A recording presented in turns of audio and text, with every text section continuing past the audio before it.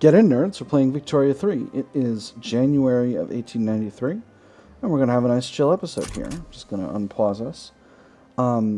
I think I'm going to try and keep our gold reserves growing until we're at about maybe 10 million, and then after that, if I'm still building stuff, I'll do a big ol' increase in construction capacity. Because I think right now our construction capacity is not quite as... We can definitely sustain higher construction, but I've still basically been working on this model that the government isn't building all the time. You know, we've got interventionism here, and there are definitely people who would prefer laissez-faire in the country, although none of them are in the government right now. Laissez-faire uses a lot more of the puts a lot more of the construction in the hands of the private sector, but it also increases the efficiency with which capitalists invest in new buildings, which we could make use of. But I think at this point in the game, especially with our country being largely, our government largely being in the hands of center communists, I don't think that's going to happen. So let's see. We could go to homesteading. That would make the landowners very upset, but I don't know that they can really do anything about it. Let's see. The landowners are... +4. Yeah, I guess they're opposed to a lot of our laws. Although we get a lot of opinion from them based on the fact that our country is based on the fact that they're very loyal. So with that having been said, I think that's going to be the next thing I'm going to do. And what that's going to do is it's going to make our rural folks stronger and make our landowners weaker. I know I'm kind of burying the lead here because all of it says that these do is unlocks production methods, but here's the difference. The ownership method for most of our buildings is changeable, but the ones for agricultural buildings are typically not, because those are keyed to laws. So currently, the ownership of our farms is privately owned. If we go to homesteading, they'll be homesteading. And what that's going to do is it's going to reduce the number of aristocrats and increase the number of farmers in the country. It's also going to make these businesses a lot more profitable, according to this, which is a surprise, but I guess it shouldn't be. So I think we're going to go ahead and do that. Again, I'm always kind of on the lookout for methods to ensure that that the aristocrats stay weak, because I don't want to ever be in a situation, and like largely we've accomplished that through voting, but I don't ever want to be in a situation where they're very powerful, because that could lead to us losing a lot of the gains we've made overall as a country. So, Finland. George Hutton, exiled from the British Raj. Neat. Finland does not yet owe us an obligation for all this money we're moving their way. Again, I'm trying to kind of help Finland get built up here, because they're in our market, and I want to at some point have them as a protectorate.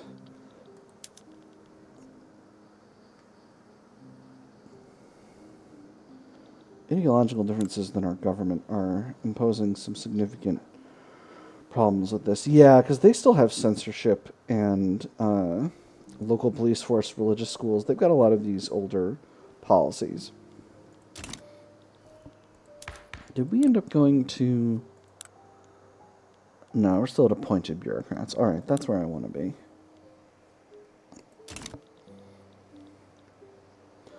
So homesteading will be nice. That'll be good for us. Just something to do while we're working on things. I still haven't moved these mines into publicly traded because I just haven't. It hasn't seemed like it's going to be profitable, and I'm not really sure what controls that. So I'm just kind of letting it be. But these livestock ranches, of course, are not as profitable as they could be. So let's look at our labor situation.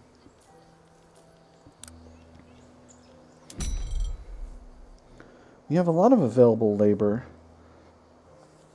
particularly in our more industrial areas. Huh. The Netherlands is going after one of these small countries in Indonesia. Russia's going to take over Mahra. 1893, I guess, is just a good time to have a war. A lot of people are having wars out there. Oh, Marcus Chungus. Oh, no, sorry. Young Hans. Exiled from Schwarzburg. There's a lot of exiles in our kind of nearby area. We've got a humanitarian. This is the guy that did our movement for multiculturalism. He's just chilling now, though. Which, you know, good for him. He's done a good. I don't think we're going to throw him out of the country or anything. So in terms of construction, we're building a bunch of power plants. That's right. I was building more power plants, and the reason I was building power plants is what? What was I trying to... Okay, Spain is aligning with Brunei against Great Britain. I was building power plants. I'm going to do that first, and then I'll check on this debate event. So I think... Trying to get an electric sewing machine? No, because we have a ton of clothes already. If we go to automatic power looms, that's probably what we're doing.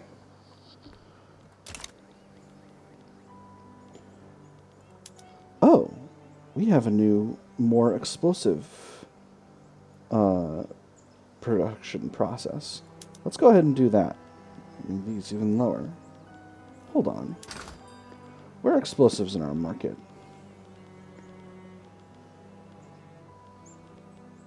Oh, explosives are pretty cheap. Hold on. What about fertilizer? Fertilizer is doing better. Well, we can export some freaking explosives, I tell you what. A lot of countries will buy explosives. Yeah, here we go. Austria, France, Prussia, America. Shut up and take my explosives. Russia, Sicily. I have a lot of trade centers, friends, and I'm pleased to have a lot of trade centers. So, regardless of the... So this is the minor interests. Regardless of the governing caucus's stance, the fiercest debates on homesteading come from these two. The landowners and Theodore Arndt's. That's our humanitarian. Once in a blue moon, the government sees a minor issue to appease an ally or placate an enemy. Invariably, it crosses someone else's line. Some might call enemy of my enemy and expect an alliance of convenience. Others often rightly expect a velveteen fist. So I can say, let them bicker, which might make the landowners angry. It might make them stronger. Might make some radical pops. Or I could support Theodore Arndt's, which will make the landowners weaker. Or I can back the landowners, which will make them happier. I'm going to support Theodore Arndt's. I don't need to worry about landowners. I don't wish to worry about landowners, at least.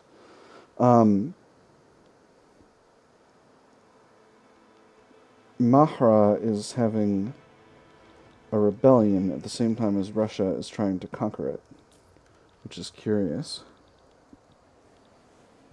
But that's none of my business. I'm over here in Northern Europe making a lot of money.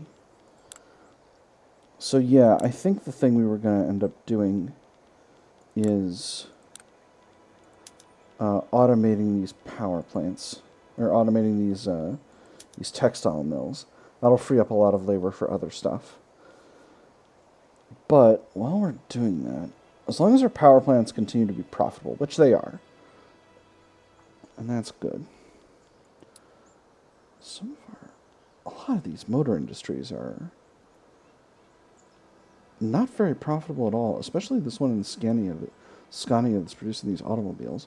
I wonder if we can export automobiles. We should be able to, right? Okay. Not really. Nobody really has much of an automobile market at all. Interesting. Oh, that's right. We were going to do electric railways. That was the thing we were going to do with all this new power that we found. Yeah, because what this is going to do is is going to make our railways much, much more profitable. It's going to cost a bunch of electricity and a bunch more engines, yes, and hopefully that'll also help out our engine market. So it's going to cost 220 more engines. And to take a look at the engine situation, 220 will be just fine. That'll help them become more, those buildings become more profitable. It looks like the price of hardwood is still quite high. The price of regular wood is normal. So I'm not going to necessarily worry about the logging industry. We are building up motors here. That's right. Yes, we've got a lot of motor industries under construction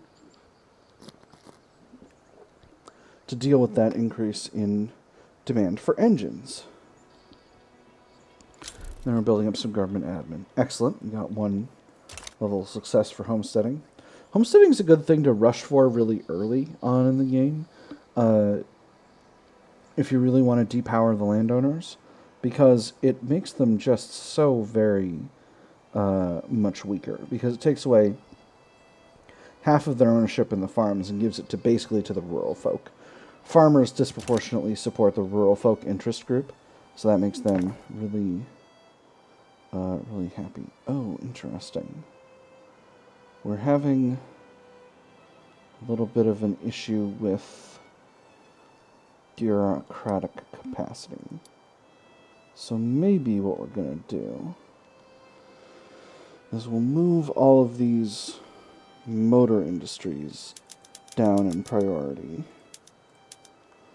And we'll put the government buildings at the top, and hopefully that'll sort things out. We don't have any technologies queued. So once we finish with electric railways, what do we want?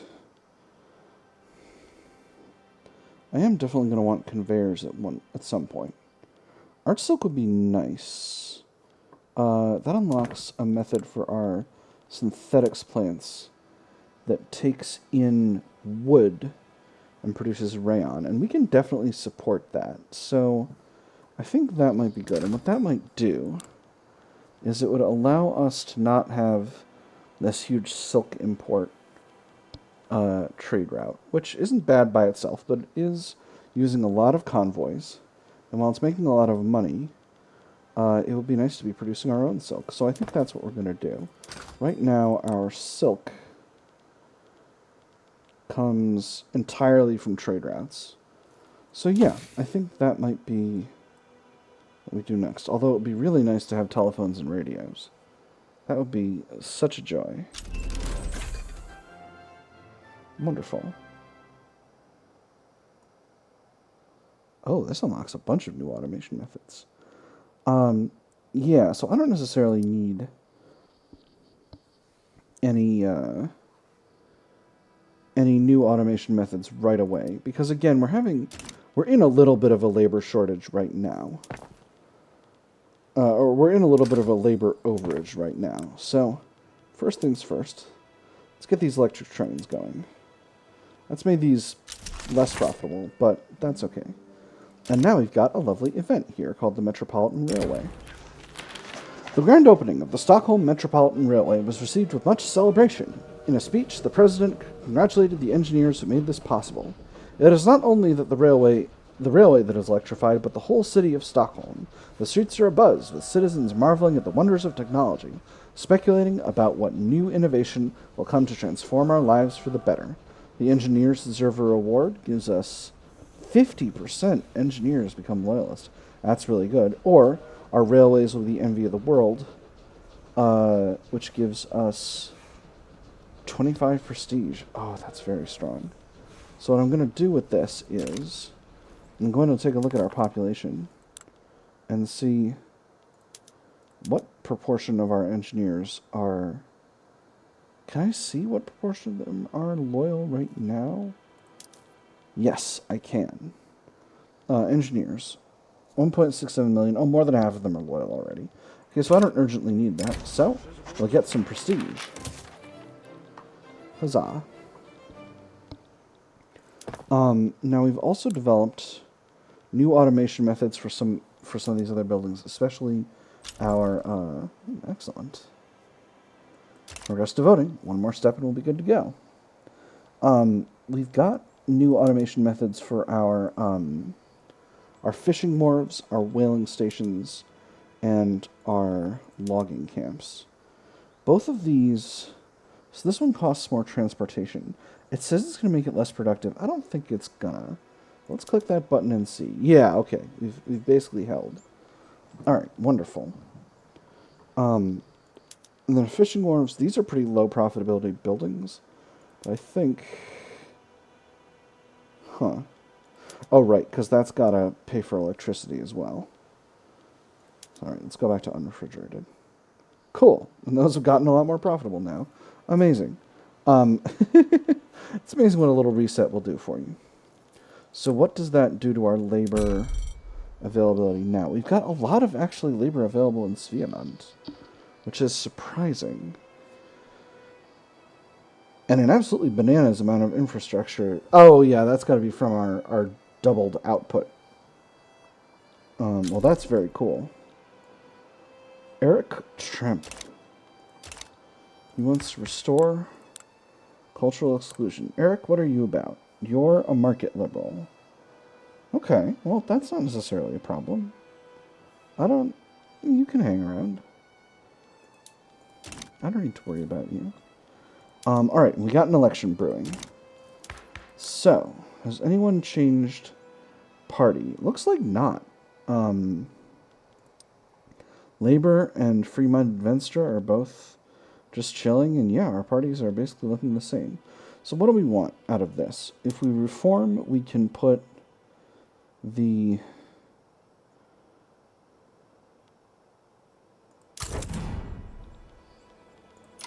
Actually, I'm going to take this guy and pull him into the leading role, because he's not cruel. So I'm going to grant him a leadership. He'll be leader of the intelligentsia. And now, if the Communist Party wins, he'll be the leader of it, and our standard of living will go back up. You have the God's Will event again. Church of Sweden for the Labour Party. I'm going to give the momentum to the Communist Party instead. Just go ahead and do that. That's a thing that You've seen that event before. We have political agitation unlocked. So this is unfortunate, because what this is going to do is it's going to lead to the creation of fascist parties. And it's not going to happen right now, but it's going to potentially happen eventually. So we're going to need to keep an eye out, because what that means is that the fascism-adjacent ideologies will start to pop up. We'll start to get ethno-nationalists and whatnot. But we'll see. But I don't need to necessarily worry about that right now. We are chilling today. You know, for a while I was talking about wanting to have more construction capacity, but I'm thinking actually right now the country does need more construction capacity. So I think we're just going to go ahead and build up some construction capacity. A little bit in northern Norway. Could use a couple of levels each in Iceland and Gotland. I know those areas don't have a lot of people to work in them, but they can be enticed to go. So that's 5 levels, and then 1, 2, 3, 4, 5. So that's 10 additional levels of... No, I'm going to actually go up to 45 levels of construction capacity. So that's 41.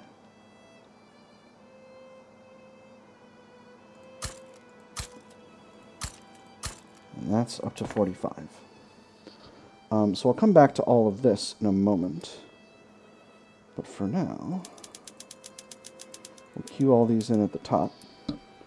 And once those all get built, we'll have a lot more construction capacity. And that's going to cost us a bunch of money. But it's only going to cost us money right now, because it'll help us get through the queue faster. Farmers Co-op champions homesteading. Seeking to eliminate the need of middlemen by bringing together farmers, laborers, and shopkeepers in a cooperatively owned business, A newly formed farmers' cooperative in Norland, desiring to improve the lot of their constituent members, they've used their considerable local influence to push for the enactment of homesteading. Each family had come together, whether they made chairs, picked fruit, or tallied who sold what. It was agreed that the best chance of a future was to wrest control of where everything went. Fruits and furniture would stay under everyone's reach. Vegetables and vanities would be sold at a fair price, with fair splits going to who stocked the shelves. It would never be much, but nobody would go hungry either.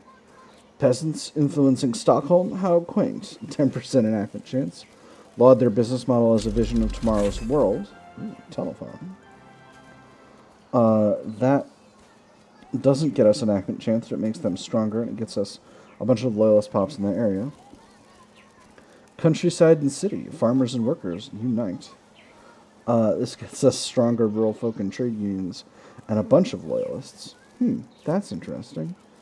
I'm gonna go with this. We'll do a wee communist rhetoric. Cool. And we're almost coming up to the election right now. We just unlocked the telephone, so I wouldn't be shocked to see that we're developing some new. As you can see, our government revenues are much lower now. So we should be getting electrics industries pretty soon. I might need to jumpstart that by creating demand myself for telephones through changing up the government administration production method, but we're not going to do that. We're not going to be able to do that until we've got the central planning technology. So for now, that's a future thing. Cool. Communist Party and Radical People's Party are still in the lead. And that means we still have basically an allowed government. And as you can see, Theodore Arntz, our humanitarian, has become the president. So at this point, I think... Oh, interesting. Booting the Radical People's Party out of the government doesn't necessarily change much. That's curious. So what's... We're getting a big penalty to government ideology because of our citizenship differences, our church and state differences. There's just a lot of big differences. Okay, well, it is what it is. 62 isn't too bad. And we've been hanging around at a good, healthy number of loyalists. It appears the petite bourgeoisie have lost their powerful status, and that has reduced the effects of their middle managers boost, which is fine. We don't necessarily need to worry about that, because we've actually already got the necessary government administration to cover that difference in construction. Under construction, rather.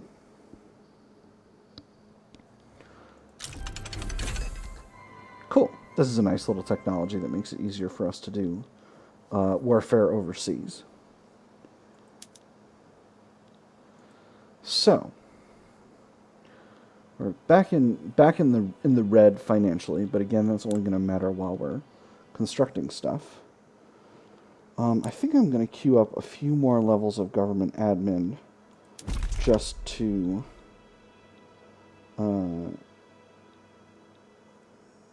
get us a little bit more. Got a lot of unemployed here in Svealand. So let's go ahead and throw down 6 levels of government admin here. See if we can make use of all that available labor. Frankly, I'm kind of suffering from a temptation to just go to laissez-faire economics just so that I don't have to direct as much of the construction queue. But I could just turn the I could just let it kind of go. Law advancement, very good. I could just kind of let it go and let the private sector take over. And in fact, I might, because there's plenty of cash in the investment pool right now. Ooh, Carl Stemmen, you're a Republican. We'll start a movement for elected bureaucrats. That's interesting. We seem to have fallen back down to 7th. Prussia has moved up. That's interesting. I wonder why they were able to nudge past us. So they're getting most of their prestige from Army and Navy power projection, whereas we're getting most of ours from, also from Army and Navy power projection. Oh, I think some of our prestige bonuses ran out.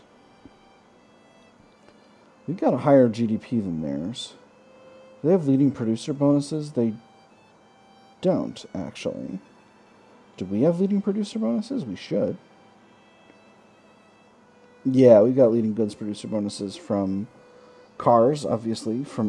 We're the leading producer of oil in the world? That's bananas. And we're making whale oil. Oh, that's really funny. That's really funny to me, friends. Number 3 producer of ironclads. We're producing the most of a lot of these big high-tech outputs. Still,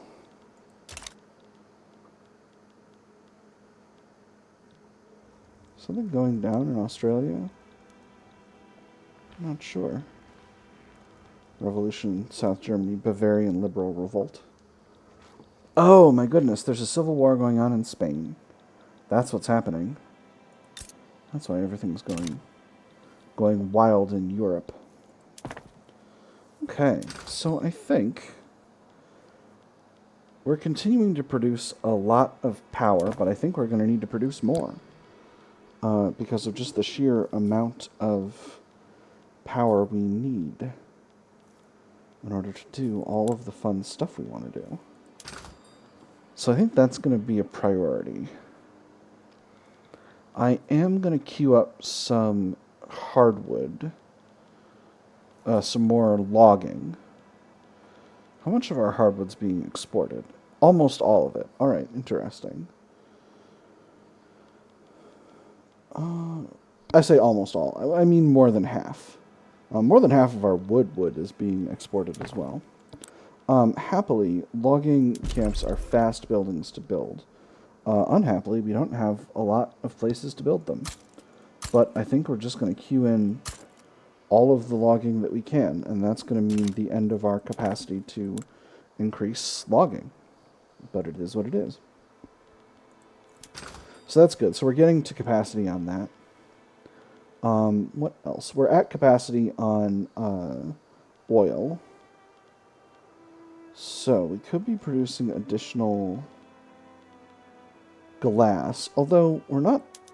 We should be exporting more glass, more porcelain. Wonderful. Now we have homesteading, which we're gonna do. Oop. Come back here. No. Ah. Okay, that was curious.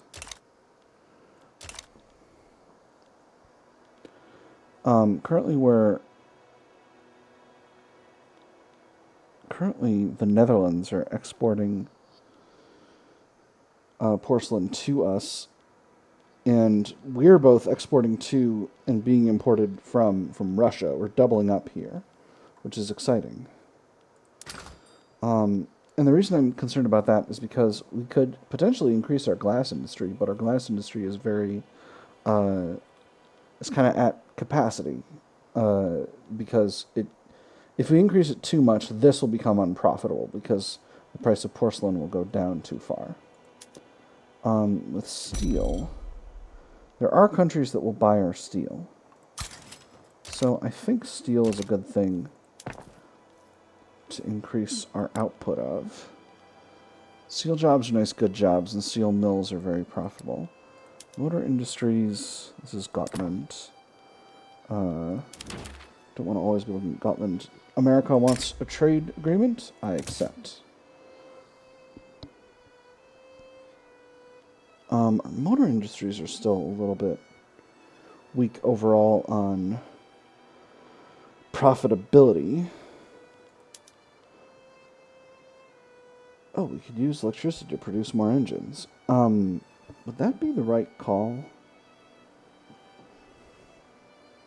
It definitely doesn't seem like it would be. Engines are very expensive in our market, so if we produce like 600 more engines, that'll bring us into balance. And this will produce 1.84 thousand more engines at a cost of 1.38 electricity. Alright, so that's not going to be a viable strategy.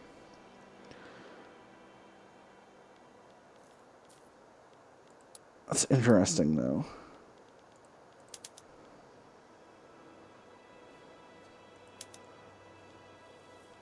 Using bolt actions for our arms industries. I think it's going to be another round of power plants, friends. And I think they're going to be in the places where we've got a lot of labor available. Oh, we've got quite a few available in Schleswig-Holstein. And Western Norway. Cool. Let's do it. We can always use more power.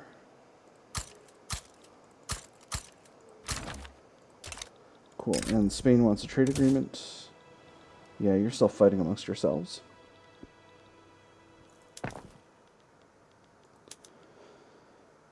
Again, I don't want to pull the lever on too many of these automation methods. Okay. I don't want to pull the lever on too many of these automation methods right now while we've got 183,000 people unemployed. Because again, I'm trying to keep unemployment down. Well, it seems this will make these more profitable. Well, that's good.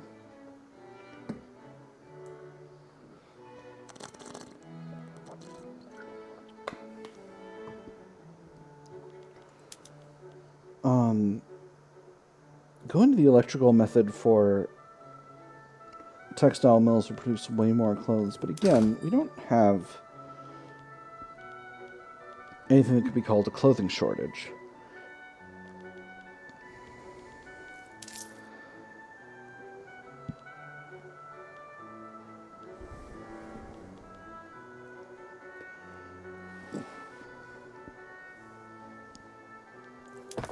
I guess this is going to be another one of my slightly longer episodes because I completely ran over the year break that we usually have.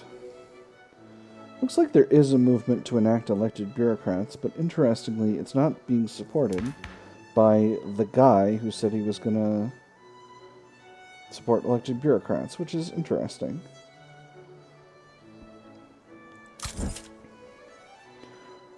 This guy's story is very funny to me because he's just sort of showed up and went, let's do multiculturalism, and now he's the president. Which is fun. But our standard of living is heckin' high, friends. We actually achieved an 18 average standard of living, which makes us number 6 worldwide, and basically the only countries that are beating us out are countries that are pretty small. Frankfurt, Jambi, Banjar, Sambas, and Surakarta. All of these countries are very small. In fact, we go them. So Frankfurt has a GDP of 2 million. Sorry, I'm just going to take a look through them one after another. Jambi, GDP of 1 million. Banjar, GDP of 2 million. Sambas, GDP of almost 1 million. And our other competitor, Surakarta, has a GDP of 500,000. So all these countries are countries with very small economies that have gotten to a high standard of living by building by overbuilding manufacturing, which is very viable as a strategy. But we're the country with the highest standard of living that's like a big country. Continuing to build up these power plants. So, and part of the reason I'm doing this is because with our coal market being what it is, we're really not going to be able to bring in enough coal to switch to coal-powered power plants. We might be able to import enough oil to do oil power, but we're not going to get up to that until tech level 5. Because the technologies for it are steam turbine and oil turbine, and those are still a long way away. I'm going to do pneumatic tools. I forgot that pneumatic tools existed. Pneumatic tools increases hardwood output. So, well, how much longer for art silk? 8 months? No, I think we're going for pneumatic tools straight away. I completely forgot this existed. Also increases resource discovery chance, which doesn't do anything for us. 10% construction sector throughput is pretty okay. So that's definitely something we can do. It's still technically a tea time. Maybe I'll let it go for a bit during the break and see if it sorts itself out. That's the music player. That's the music player. For those of you who have never seen me play in previous episodes, I'm putzing around with the music player. I do like having a music player in this game. That's right. We're getting a lot of consumption of fine art because one of our primary cultures is obsessed with fine art, which I understand because I'm a big art person myself in a certain kind of a way. All right, so these. With that having been said, it is July of 1895, so I think it's time to do an episode break. I've had fun. I hope you all have had fun. I'll see you all on the other side.